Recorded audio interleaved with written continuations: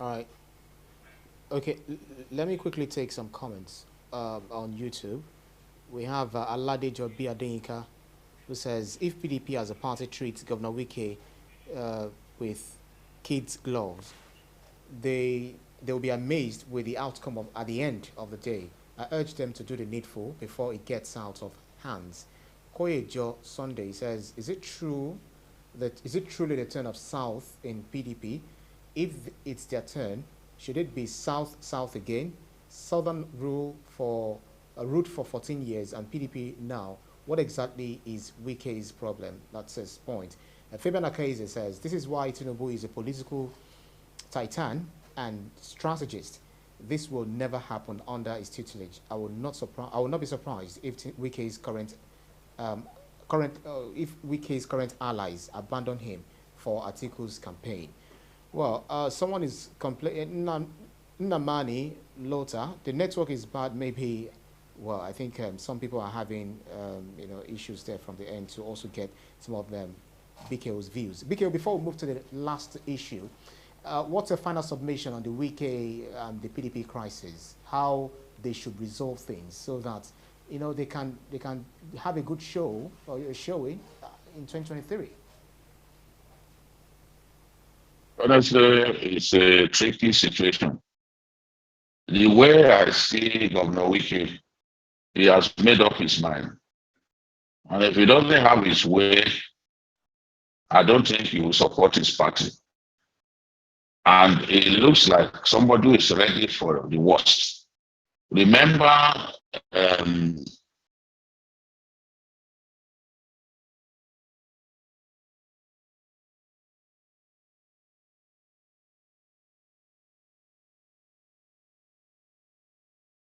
I will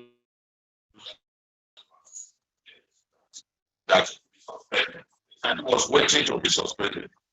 Said he was waiting. He said he was waiting to be suspended. It has to be come together and find a way to solve this problem before it becomes too late for them. Um, for now, this crisis is capable of consuming the party.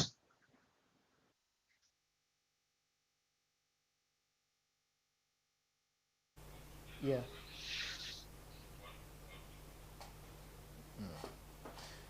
Right. Makes sense. So finally, BKO, ASUU has lodged a 14 ground of appeal as well as stay of execution of judgment of the National Industrial Court, which ordered it to call off its strike. It's over 7-month-old strike, the strike action. We thought this face-off was going to end real soon, BKO. No, for me, I didn't expect that it was coming to an end because I didn't see clear signs on the part of the federal government that it was going to address the major demands. You know, there are two major demands. That is the renegotiation of the 2009 agreement, as well as adoption of the UTAS as the payment platform for academic staff of universities. Those two issues have not been addressed. In 2009, it was agreed that 1.3 trillion will be released to revitalize infrastructure in the universities.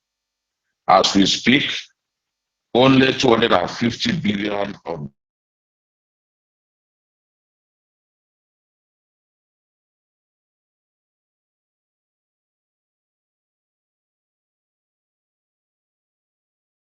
that money by the under the Buhari administration, 50 billion have been released. There's still a long way to go to meet this demand. And as far as ASU is concerned, the university system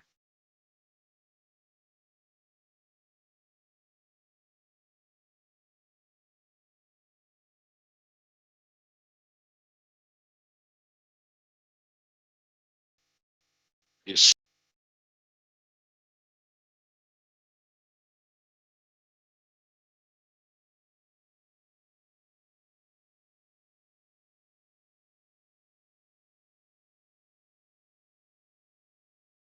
we seem to have lost your audio and video again. Let's confirm whether you're still there. Yeah. Okay, yeah. So quickly make your point. You were heading towards. So I'm saying that there are two demands that two major demands that ASUU has made: the revitalization of infrastructure in universities, as well as the adoption of UTAS as the payment platform for academic staff of universities. Those two demands have not been met. So as far as I'm concerned, there's still a long way to go before the strike ends.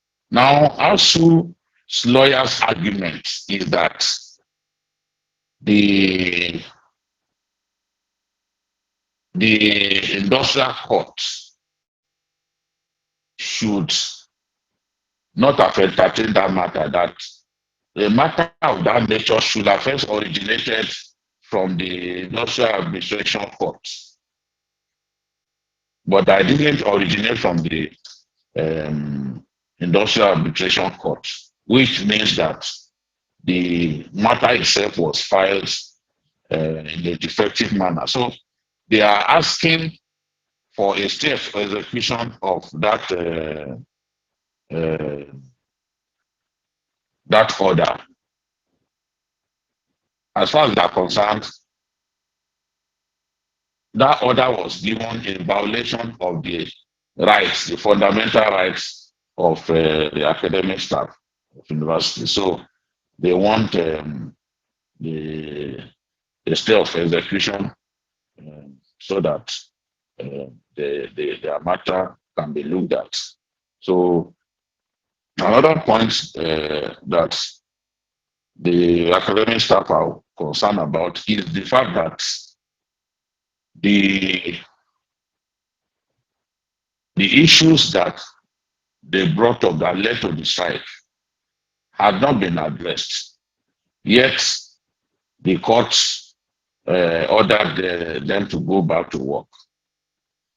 This is not the first time this sort of decision will be taken by the court.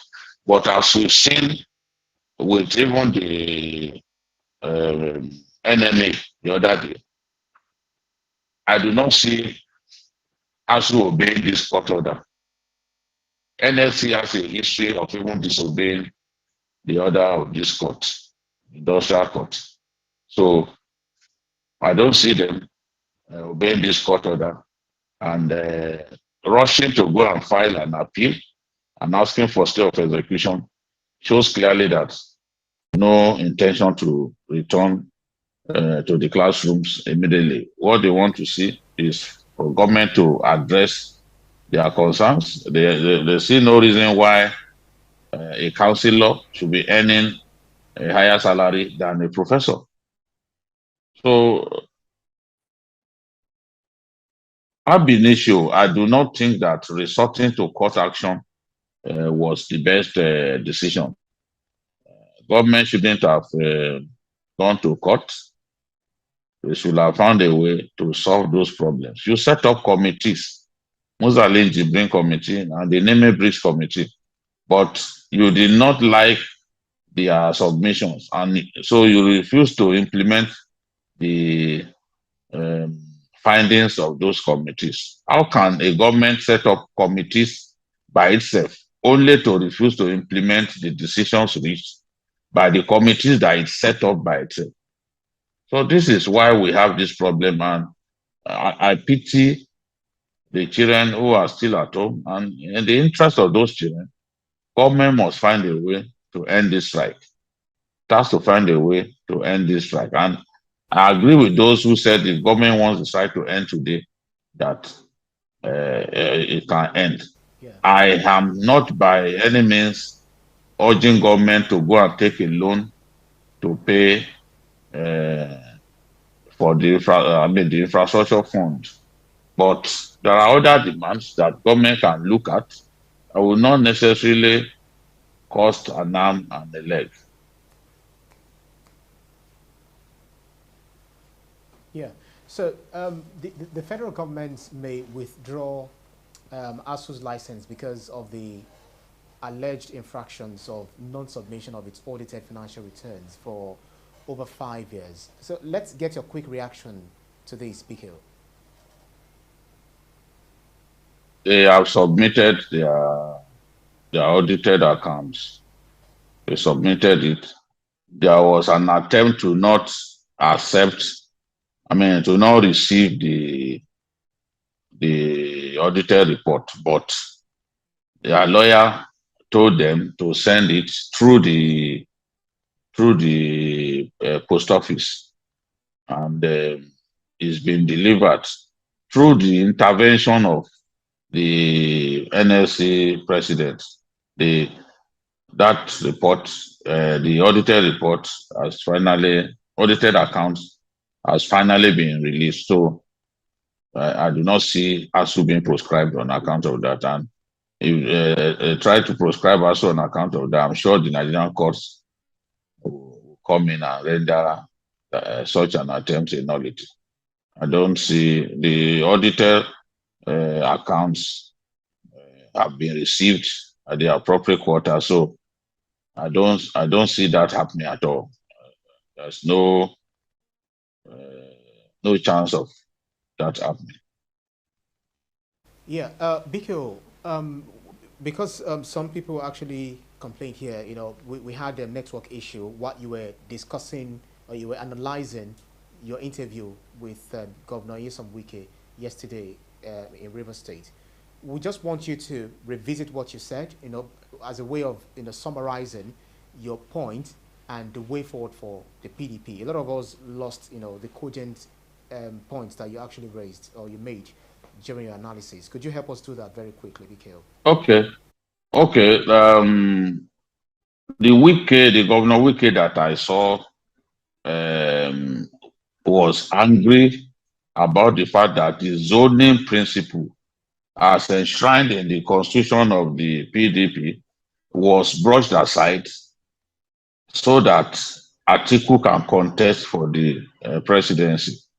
He felt betrayed by that. So, as far as he's concerned, the presidency should have been zoned to the south, just the same way the PDP, the APC zoned the presidency to the south. So, it's not something that makes him happy that they had so many PDP governors who are from the south, yet an attempt, they did not follow their own constitution, which stipulates that party positions shall be zoned between the geopolitical zones of the country. Then he also sees Ayu as somebody who is not trustworthy, because Ayu promised to resign should a northerner emerge as the presidential candidate of the party. And it is on record that indeed Ayu said so, and it was recorded on video to have said so. But as soon as Atiku emerged, Ayu refused to resign as he promised. He also accused Ayu of manipulating the convention, the presidential convention of the party, just so that Atiku, his favored candidate, will emerge as the winner. He talked about the fact that aspirants were intimidated. People like Governor Bala Mohammed of Bauchi, people like Saraki, they were intimidated. They were told to step down for Atiku Abubakar. Then don't also forget that Tambuwal was allowed to make a second speech, which is against the guidelines of the presidential convention. It was during that second speech that he then said he was stepping down. But he did not only say he was stepping down, he then told the supporters to vote for Atiku. So he is saying that everything was done to stop him from winning the presidential primaries of the PDP, and that the national chairman was the arrowhead of the plot to ensure that he did not become the candidate of the party. He spoke about how the national chairman was holding meetings with generals in their houses, where he also said that if Wike should emerge, that he will not he will resign as a party chairman. So he also said that the chairman of the party took 1 billion from someone here in Lagos and did not remit to the account of the party. And he threatened that if the chairman tries to deny that, he will mention the name of the person who brought the money and the account to which the money was paid. He also accused Atiku of also lacking integrity because Atiku had a meeting with him where he told him, promised him that would Ayu would have to go, and that he said when they met in London, Atiku repeated the statement that Ayu had to go, and that when as soon as they get to Nigeria, they will have a meeting where the matter will be finalized. But as soon as they got to Nigeria, Atiku never called a meeting. So these are the issues that he came up with, and I had to ask him that, look, from all you are saying here today, you have shown us that the leadership of your party is not a trustworthy one, and that your leaders are not people of impeccable character. How do you then, if you are saying they are untrustworthy, how do you then want Nigerians to trust the party and give it their votes? So Wike, in my view, effectively demarketed the PDP during the interview that we had with him. And if this matter is not addressed quickly, it will mortally damage the PDP and make it impossible for it to win the presidential election. So it is very clear when somebody so high up in the party speaks in the manner that Wike is speaking and is accusing those running the party of lacking integrity and even saying that the PDP is arrogant and that Nigerians are beginning to doubt the PDP, doubting it in terms of its ability to unite us as a people. Definitely, this will have a negative effect on the party, especially as campaigns are about to begin. Anyone who had all of what he said yesterday, even if he was strong in the PDP, he will start having, or if he was planning to vote for the PDP, he will start having second thoughts. He will start doubting that is the party that can solve the problems of our country. All right. So finally, is Governor Wike, he said it might be suspended. He doesn't care whether it will be suspended or not. But then, is the votes, the River State votes, is it indispensable or dispensable? You mean in the final analysis? Yeah, the final analysis. I don't think they can just allow the only way. You see, Governor Wike has a very good political brain. He may look brash, he may speak in a manner that makes you think that he's just one of the agberos out there and all that. But you cannot doubt the fact that he has a good political brain. He does a lot of punditry, a lot of calculations. He said some people told him that, look, Buhari didn't need Rivers to win election in 2015 and 2019. But his response is, but Buhari had Kano and he had Lagos. That in the case of Atiku, currently he doesn't have Kano and he doesn't have Lagos. So there's no way you will lose Rivers, lose Lagos, lose Kano, and then you'll be thinking that you win the election. I mean, it's going to be difficult, if not impossible. So that is the thing. That is why they must do everything to secure the usual more than 1 million votes that comes from Rivers. They've got to do their best because that is a strong stronghold of the PDP. The PDP has always done well in the South and the Southeast. But the way it is now, Obi will dominate the elections in the southeast. Obi will do well in some parts of the south-south. Now, if Atiku is to win the election, he has to do very well in the south-south.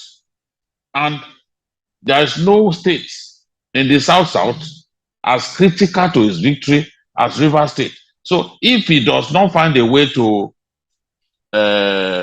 resolve this matter with Wike and he loses the votes that ought to come to him from River State, it will hurt his chances. No doubt about it, it will really hurt his chances. That's why it makes sense for them to resolve this dispute. Once it is resolved and Wike is pacified, he can give his best, as he's always done. He said something yesterday that no party, no state donated to the PDP cause, donated to Atiku's campaign, like River State. So he's a man of value. He's a man of political value. And I still think that he's still useful to his party. But they've got to find a way to resolve this dispute. Otherwise, our friends in the APC will just be smiling where they are. Look, and they will be hoping that this matter never gets resolved. That's correct. Absolutely correct. Well, Nnamani Lota says the elections will be quite tough between Atiku, Tinubu, and Obi. And I think with the PDP wrangling, internal wrangling, and APC performance, Obi might just take the day. That's his own opinion. Well, because of our time, it's our show for today's edition of Issues with Jide. Special thanks to you, Babajide Kolade-Otitoju, for those insightful analyses, as always. And we're able to, cover up again some of the lost grounds, in the middle of the program. Thank God you're able to do your analysis again for the benefit of Nigerians. BKO. Thank you. It's unfortunate that technology is what it is. I'm looking at it, I looked very sharp, crisp, but I'm alarmed that they were not hearing me and the network was bad. But thank God we're able to do it again. It's unfortunate, but I think at the end of the day, our point was made. Absolutely. Hopefully, next Saturday will be better. Absolutely. And thanks to you, to our audience, for joining us on every edition. You can see the program again anytime by subscribing to our YouTube channel, TVC News Nigeria. Click on the subscribe button to get the latest information. You can also follow us on our social media platforms at TVC News Nigeria, TVC News NG, and also at Ibrahim TVC News. On behalf of the rest of the team of Ibrahim Shita, see you again next edition. Bye for now.